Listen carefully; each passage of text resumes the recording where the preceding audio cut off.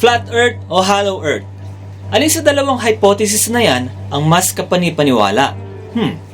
Kung ako ang tatanungin, mas malapit sa katotohanan ang Hollow Earth. Bakit kanyo? Yan, pag-uusapan natin ngayon dito sa... Alam niyo ba to?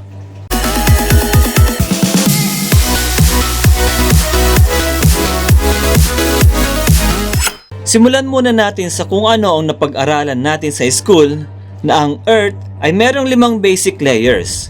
Ito ay ang crust, upper mantle, lower mantle, outer core, at ang inner core. Paano ba nila nalaman na ganyan talaga ang structure ng Earth? Bakit? Binutas ba nila yung Earth hanggang inner core? Hindi. At kailanman, hindi nila magagawang bumutas o butasin ang Earth hanggang inner core para lamang mapatunayan na ganun nga talaga ang structure ng Earth. Ang pinakamalalim na hinukay ng tao ay ang Kola Super Deep Borehole na matatagpuan sa bansang Russia. Ito ay may lalim na 40,230 feet o 12.26 kilometer pababa.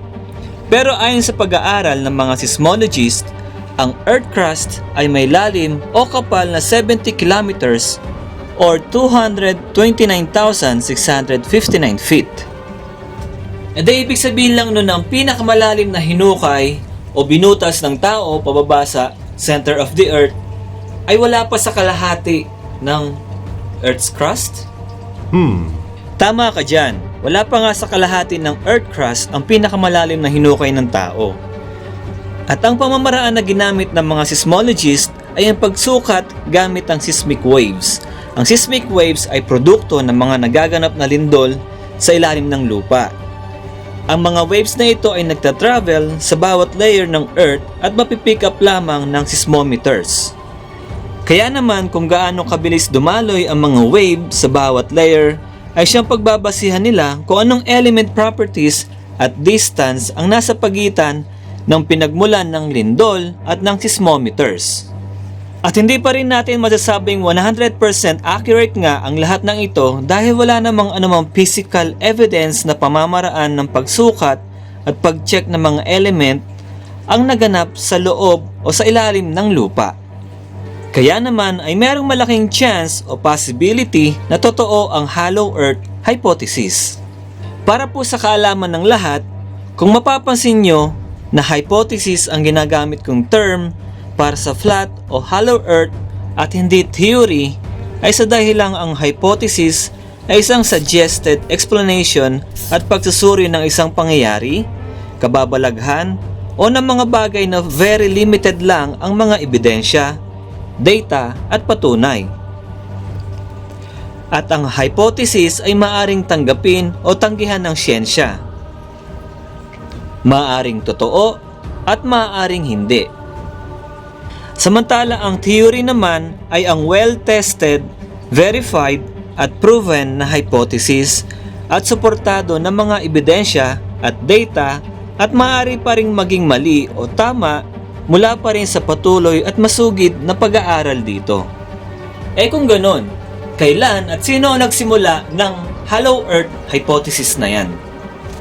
Noong 1692, mula sa hypothesis ni Edmund Halley at sa kanyang pananaliksik na ang mundo ay isang hollow shell at ang shell na ito ay may kapal na 800 km. Sa loob nito ay meron pang 2 shells na paikot at sa bawat pagitan ng shells ay merong space kagaya ng nasa image na ito. Noong 1818 naman ay sinuggest ni John Clive Symes Jr. at ayon na din sa kanyang pananaliksik na ang Earth ay hollow at ang outer shell nito ay may kapal na 1,300 km. May 4 na shell sa loob at bawat isa ay may lagusan sa magkabilang dulo ng poles.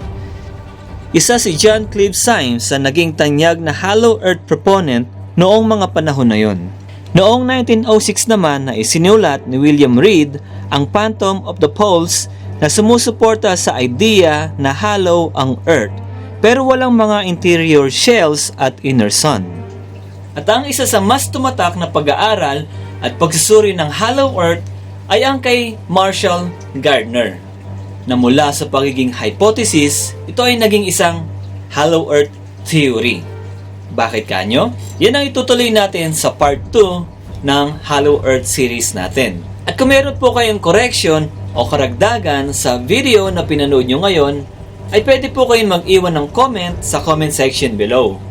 At pwede nyo rin pong i-thumbs up o thumbs down ang video ito.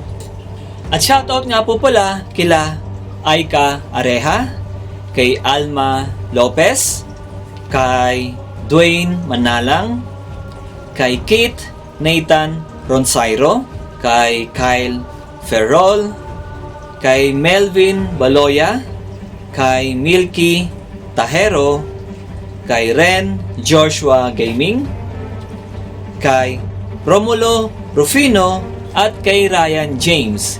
Salamat po sa panonood at sa suporta ninyo. At huwag niyo po kakalimutan subscribe ang YouTube channel ng Alam Niyo Ba To? At paki-turn on din po ang notification bell ng Alam Niyo Ba To? Para kung may mga bagong video upload or post, ay lagi po kayong updated at hindi po kayo mapapag-iwanan. At paki-like din po ang Facebook page ng Alam Niyo Ba To? Maging ang Facebook page ng Mang Ferdy. Salamat po!